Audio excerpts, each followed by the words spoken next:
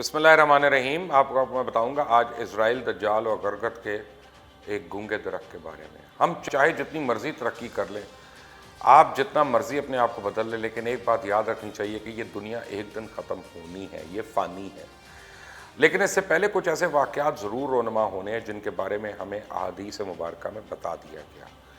قیامت کب آئے گی اس کے بارے میں اللہ تعالیٰ بہتر جانتا ہے۔ اسلام میں قرب قیامت کی کچھ نشانیاں بتائی گئی ہیں، جن میں 77 جو ہیں چھوٹی اور 12 جو ہیں بڑی ہیں۔ جب یہ نشانیاں پوری ہو جائیں گی تو قیامت برپا ہو جائے گی۔ بخاری اور مسلم کی روایات ہیں کہ آقا صلی اللہ علیہ وسلم نے فرمایا کہ قسم اس ذات کی کہ جس ہاتھ میں میری جان ہے کہ زمانہ باہم قریب ہوگا اور علم اٹھا لیا جائے گا اور فتنوں کا ظہور ہوگا اور دلوں پہ بخل آ جائے گا اور ہر طرف جھوٹ کی اکثریت ہوگی۔ صحابہ کرام نے پوچھا یا رسول اللہ صلی اللہ علیہ وسلم حرج کیا ہے؟ تو فرمایا قتل و غارت۔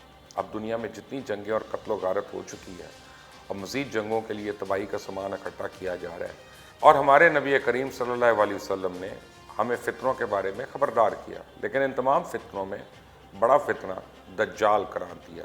دجال کے بارے میں آپ پڑھ بھی بہت کچھ چکے ہیں اور ویڈیوز بھی بہت کچھ دیکھ چکے ہیں، لیکن کون ہے جو دجال کے فتنے سے بچنے کے لیے اقدامات کر رہا ہے یا پھر اپنا ایمان اس قدر مضبوط کر رہا ہے کہ وہ دجال کے فتنے سے بچ جائے؟ لیکن آخر اسرائیل کے اندر ایک خاص درخت کی پیداوار کیوں بڑھ گئی ہے جس کا نام گرگت ہے، اور اس درخت کے حوالے سے احادیث بھی موجود ہیں، اور اس کا فتنہ دجال سے کیا تعلق ہے، اس بارے میں آپ کو آگے بتاتا ہوں۔ پہلے ذرا دجال اور فتنہ دجال کو سمجھ لیں۔ دجال کا لفظی مطلب جھوٹ اور مکر اور فریب کے ہیں جو کہ حق اور باطل کو چھپا لیں۔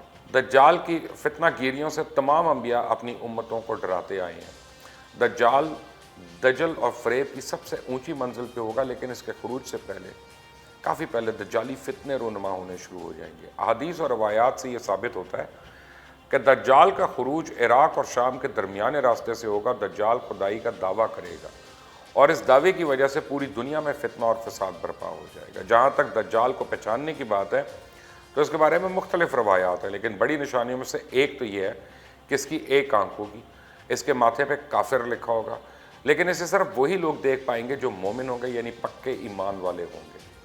رسول کریم صلی اللہ علیہ وسلم کے آزاد کردہ غلام حضرت سفینہ رضی اللہ عنہ سے مروی ہے کہ ایک مرتبہ رسول پاک صلی اللہ علیہ وسلم نے ہمیں خطبہ دیتے ہوئے ارشاد فرمایا، سنو، مجھ سے پہلے کوئی ایسا نبی نہیں آیا جس نے اپنی امت کو دجال سے نہ ڈرایا ہو۔ یاد رکھو، وہ بائیں آنکھ سے کانا ہوگا، اس کی دائیں آنکھ پر ایک موٹی پھلی ہوگی اور اس کی دو آنکھوں کے درمیان کافر لکھا ہوگا۔ پھر وہ روانہ ہوگا اور مدینے کے قریب پہنچے گا، مگر اس کو مدینہ میں داخل ہونے کی قدرت نہیں ہوگی۔ پھر وہ یہاں سے چل کر شام پہنچے گا تو اللہ تعالیٰ اسے افیق نامی گھاٹی کے پاس عیسیٰ علیہ السلام کے ہاتھوں ہلاک کروائے گا۔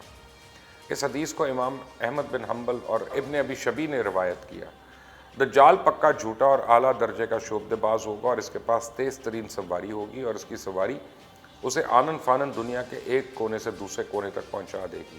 وہ مردوں کو بھی زندہ کر دے گا، جب چاہے گا بارش برسائے گا، جب بولے گا تو ساری دنیا سن لے گی۔ زراعت اور غذائی پیداوار پہ اس کا کنٹرول ہوگا، لیکن یہ دھوکہ ہوگا۔ دجال اپنی شعبدہ بازیوں سے لوگوں کو ورگلائے گا۔ روایات کے مطابق دجال لوگوں کو ان کے بزرگوں کی شکل میں سامنے لا کر دھوکہ دے گا، جو کہ دراصل دجال کے چیلے ہوں گے، جو شکلیں بدل بدل کر نمودار ہوں گے، اور اس طرح لوگوں کی ایک بڑی تعداد دجال کے دھوکے میں آ جائے گی۔ روایات کے مطابق دجال تعداد میں اپنے پیروکار بنا لے گا اور وہ مکہ معظمہ میں گھسنا چاہے گا، لیکن فرشتوں کی پہرہ داری کی وجہ سے ادھر نہیں گھس پائے گا۔ اس لیے وہ نامراد و ذلیل ہو کے مدینہ منورہ کا رخ کرے گا، اور اس وقت مدینہ منورہ کے 7 دروازے ہوں گے اور ہر دروازے پہ فرشتوں کا پہرا ہوگا، لہٰذا یہاں پر بھی منہ کی کھانی پڑے گی۔ دجال دنیا میں صرف 40 دن رہے گا، اور ایک دن 1 سال، اور دوسرا دن 1 مہینہ، اور تیسرا دن 1 ہفتے کے برابر ہوگا، باقی معمول کے مطابق ہوں گے۔ یعنی حضرت امام مہدی علیہ السلام دمشق پہنچتے ہی زور و شور سے جنگ کی تیاری شروع کر دیں گے، لیکن صورتحال بظاہر دجال کے حق میں ہوگی، کیونکہ وہ اپنی مادی اور افرادی طاقت کے بل بوتے پر پوری دنیا میں اپنی دھاک بٹھا چکا ہوگا۔ اس کے لیے عسکری طاقت کے اعتبار سے تو اس کی شکست بظاہر مشکل نظر آ رہی ہوگی، لیکن اللہ تعالیٰ کی تائید اور نصرت کا سب کو یقین ہے۔ امام مہدی دمشق میں اس کو اپنی فوجی سرگرمیوں کا مرکز بنائیں گے، اور اس وقت یہ مقام ان کا ہیڈ کوارٹر ہوگا، اور سیدنا امام مہدی ایک دن نماز پڑھنے کے لیے مصلی کی طرف جب بڑھیں گے تو عین اس وقت حضرت عیسیٰ علیہ السلام کا نزول ہوگا۔ نماز سے فارغ ہو کے لوگ دجال کے مقابلے کے لیے نکلیں گے۔ دجال حضرت عیسیٰ علیہ السلام کو دیکھ کر ایسا گھلنے لگے گا جیسے نمک پانی میں گھل جاتا ہے، پھر سیدنا عیسیٰ علیہ السلام آگے بڑھ کے اس کے باب لد کے مقام پر اس کو قتل کر دیں گے۔ اب آتے ہیں غرگت کے ایک درخت کی طرف، اسے گونگا درخت بھی کہتے ہیں۔ یہ درخت اسرائیل میں بہت زیادہ لگائے جا رہے ہیں۔ ایک صحابی رسول صلی اللہ علیہ وسلم کے مطابق روایت ہے کہ رسول اللہ صلی اللہ علیہ وسلم نے فرمایا تھا کہ قیامت قائم نہیں ہوگی یہاں تک کہ مسلمان یہودیوں سے جنگ کریں اور مسلمان انہیں ختم کر دیں، یہاں تک کہ یہودی پتھر یا درخت کے پیچھے چھپیں گے تو پتھر یا درخت کہے گا اے عبداللہ یہ یہودی میرے پیچھے آؤ اور اسے قتل کرو، سوائے درخت غرگت کے، کیونکہ وہ یہود کے درختوں میں سے ہے۔ مفسرین کے مطابق غرگت دراصل شجر یہود ہوگا جو گونگا درخت یا یہود کا پاسبان درخت کہلاتا ہے۔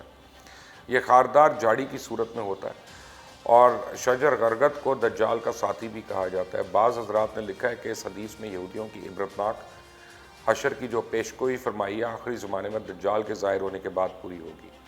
اس وقت یہودی دجال کے تابع اور فرمانبردار ہونے کی حیثیت سے اور اس کی مدد کے ساتھ مسلمانوں کے خلاف جنگ کریں گے، لیکن مسلمان اللہ کی مدد سے ان کو اور اس فتنے کو ہمیشہ کے لیے ختم کر دیں گے۔ اب کچھ لوگ کہتے نظر آتے ہیں کہ یہودی تو بہت ترقی یافتہ قوم ہے۔ دوسرا یہ کہ کیا واقعی ہمیں ان احادیث پہ اس طرح سے سوچنا چاہیے جو کہا گیا تو اپنے بچاؤ کے لیے غرگت کا درخت لگائیں گے؟ تو پہلی بات تو یہ کہ اسرائیل ایک مذہبی ریاست اور اسرائیل میں ربی کئی بار یہ دعویٰ کر چکے ہیں کہ ان کا آنے والا مسیح جو کہ مسلمانوں کے نزدیک دجال ہے جس کی یہودی منتظر ہیں، اور یہ وہی دجال ہے جو نبوت کا دعویٰ کرے گا، نعوذ باللہ۔ اسرائیل میں اس درخت کو انتہائی تیز رفتاری سے کاشت کیا جا رہا ہے اور غرگت کی کاشت کی مہم اسرائیلی ریاست کی سطح پہ چلائی جا رہی ہے۔ دنیا کے تمام وسائل پہ قابض یہودی پاگل نہیں ہیں، یہ بڑی ذہین قوم ہے اور یہ قوم اپنے مذہب سے زیادہ اسلام کی سچائی پہ بھی یقین رکھتی ہے، اگرچہ شاید وہ مانتے نہیں لیکن جانتے ضرور ہیں کہ اسلام کیسا دین ہے۔ ان لوگوں نے احادیث کی تمام کتابیں پڑھ رکھی ہیں اور بعض محققین کے مطابق غرگت کی کاشت کی مہم رسول پاک صلی اللہ علیہ وسلم کی ایک حدیث پاک کی وجہ سے بڑھائی جا رہی ہے، کیونکہ اسرائیلی مذہبی رہنما خوفزدہ ہیں اس لیے کہ وہ غرگت کا درخت لگا رہے ہیں۔ بہرحال دنیا کے حالات کو دیکھیں تو جس قدر فتنے دنیا میں اٹھ رہے ہیں ایسا لگتا ہے کہ دجال کا فتنہ اب قریب آتا جا رہا ہے۔ ہم نے یہ سوچنا ہے کہ ہم کس قسم کے مسلمان ہیں، وہ فتنہ جو دجال کو پہچان لے گا یا وہ جو دجال کے فتنے کا شکار ہو جائے گا۔ اللہ تعالیٰ سب کو ایمان کی حالت میں اٹھائے اور کسی کو بے سر و سامانی کے عالم میں مت اٹھائے۔ آمین۔ اللہ حافظ۔